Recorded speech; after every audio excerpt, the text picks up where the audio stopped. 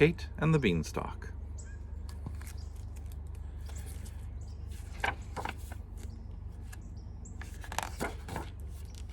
Long ago, a girl named Kate lived with her mother in a humble cottage. One day, after a hard winter, Katie's mother was in despair. "We are sure to die from hunger," she said, "unless we sell our only cow to get some money for food." Kate was a plucky girl who loved to help.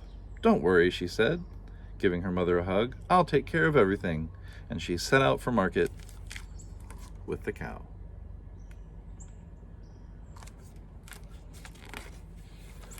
She looks like Princess Leia.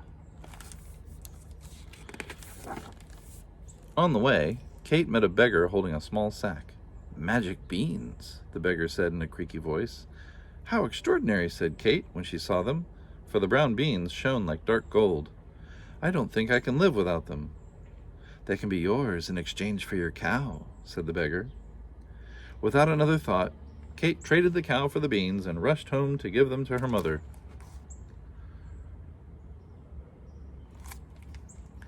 But to Kate's surprise, her poor mother was horrified. "Our only hope is gone," she cried. "Now we will surely starve." And she tossed the beans out the window. Hungry and forlorn, Kate went to bed.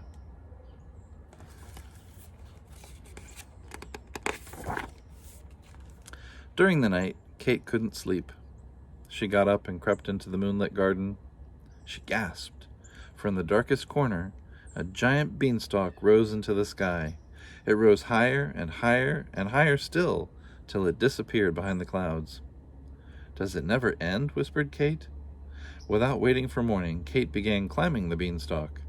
She climbed and climbed and climbed, up and up and up. Now my only question is, there's the house, there's the beanstalk. Her mom's got an impressive arm to throw the beans that far. Just saying. When Kate reached the top, light was creeping into the gray sky. Through a misty haze, she saw the most astonishing sight. Above the clouds was a countryside with fine woods, a crystal stream, a rolling sheep meadow, and a mighty castle. As Kate stared in wonder, an old woman hobbled out of the woods. "Hello," said Kate. "Is that castle your home?"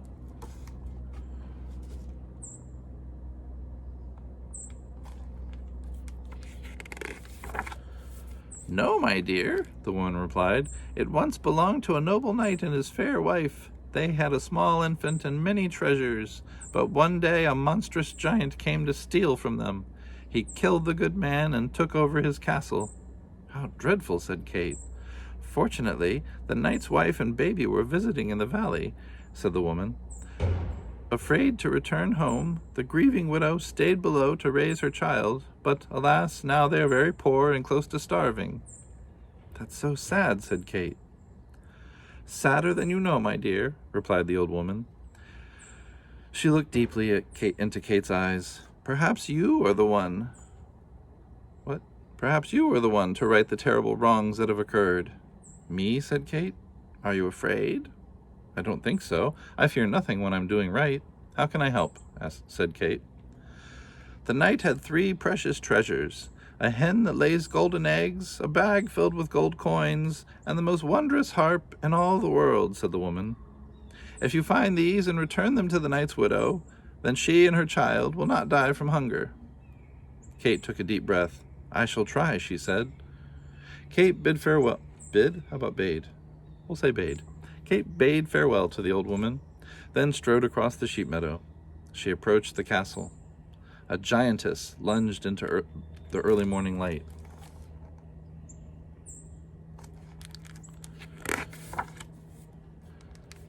"Help me," the huge woman roared. "My husband makes me cook from the cock's crow to the owl's hoot.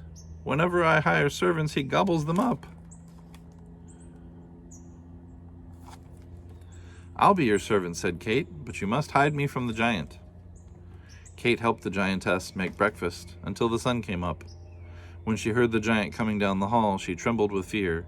His footsteps sounded like the booms of a cannon. "Hide," whispered the giantess, and she pushed Kate into the closet.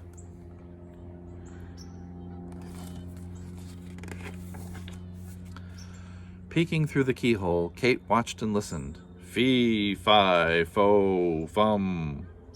I smell the blood of an English woman. Fee, fi, fo, fummin. I smell the blood of an English woman. Be she alive or be she dead, I'll grind her bones to make my bread. Don't be silly, said the giantess. You only smell the wagon load of bacon I fried for your breakfast. Oh, said the giant. When the giant finished eating, he said, Bring me the knight's hen. The giantess brought out a small brown hen. Lay, ordered the giant, and the little hen laid a golden egg. Ha ha ha, roared the giant. I love my lovely little stolen hen. Then he put down his head and fell asleep, snoring as loud as thunder. Ever so quietly, Kate crept out of the closet.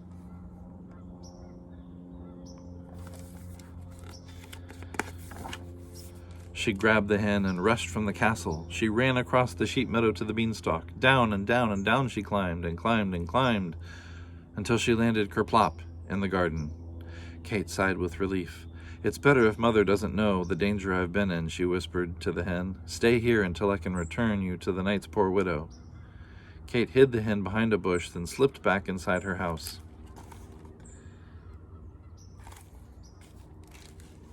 Kate knew she must disguise herself to return to the castle. That night she dressed in a wig and a beard, crept out to the moonlit garden, and climbed the beanstalk again. Kate climbed and climbed and climbed, up and up and up and up.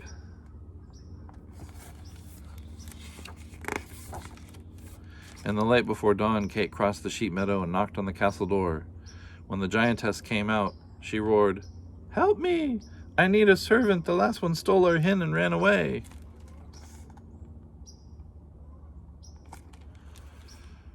All happened as before. Kate helped the giantess make breakfast until the sun came up.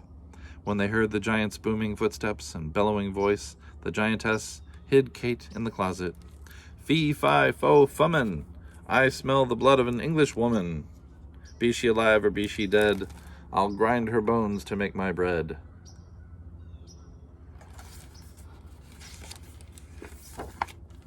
Calm down, said the giantess. You only smell the mountain of hash I made for your breakfast. Oh, said the giant. When the giant finished eating, he said, Bring me the knight's money bag. The giantess brought out a bag filled with gold coins, and the giant greedily counted them. Ha ha ha, he roared. I love my little stolen coins. Soon the giant's head began to nod.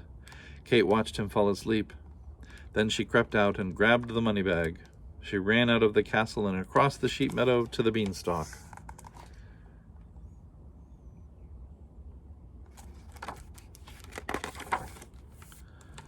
Down and down and down she climbed and climbed and climbed until she landed kerplop in the garden. Goodness, said Kate, what a day. I must hide these coins until I can return them to the knight's poor widow. Kate hid the money bag with the hen and slipped back inside her house. That night, Kate disguised herself once again and started up the beanstalk. She climbed and climbed and climbed, up and up and up. All right, so that's on the way down. That's on the way up again.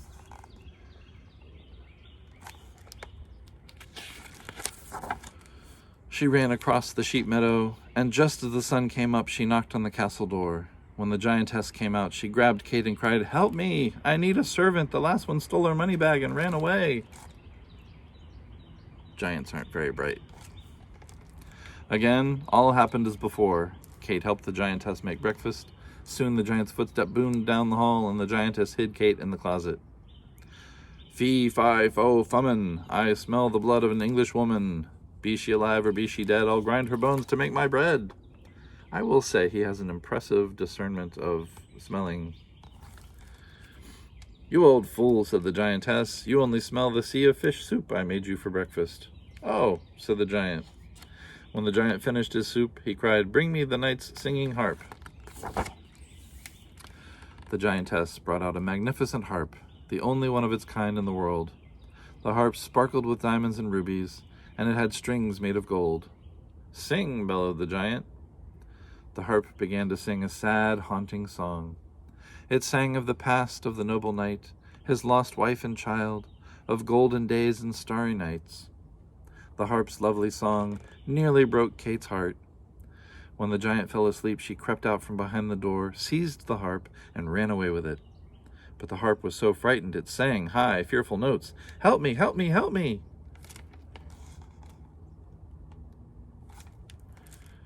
"Quiet," said Kate. "I'm going to return you to the knight's poor widow." But the giant had already been awakened. He jumped up, and with a shout, he ran after Kate.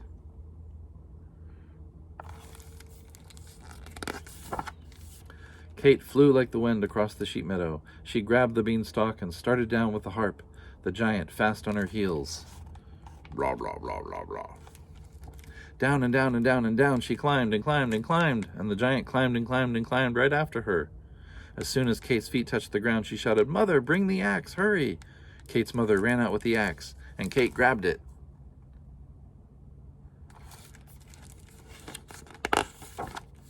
"Stand back, Mother," Kate cried. With one mighty blow, one blow, she chopped the beanstalk in two. Down and down it fell, through the sky, and down fell the giant, whomp, down in the garden, breaking his neck. The ground shook like an earthquake. Kate's mother took one look and cried out in horror, "That's the giant that killed your father." "My father?" asked Kate. Before her mother could answer, a fairy approached in a chariot drawn by two peacocks. You know, because if you had to have something pull your chariot, it would be two peacocks. Why not? "Greetings, brave Kate," she said. "As queen of the fairies, I have long wanted to avenge the treachery done by the good knight. Done to the good knight. Sorry. But first I needed to know if his daughter was worthy of her inheritance. So I disguised myself as both the beggar and the old woman, and sent you on your quest to your father's castle." "My father's castle?" Kate looked at her mother, who nodded. "I never spoke of your father after he was slain," Kate's mother said. "He would be most proud of you now." Kate hugged her mother, and they wept for the sorrow and wonder of it all. When they climbed into the chariot and rose through the clouds to the castle that was once again theirs. Up and up and up. Kate asked the giantess to stay on as their cook. "Thank you for your kindness," said the giantess. "Would you like biscuits and jam?" "Indeed," said Kate and her mother, and the giantess served them a biscuit as big as a cow.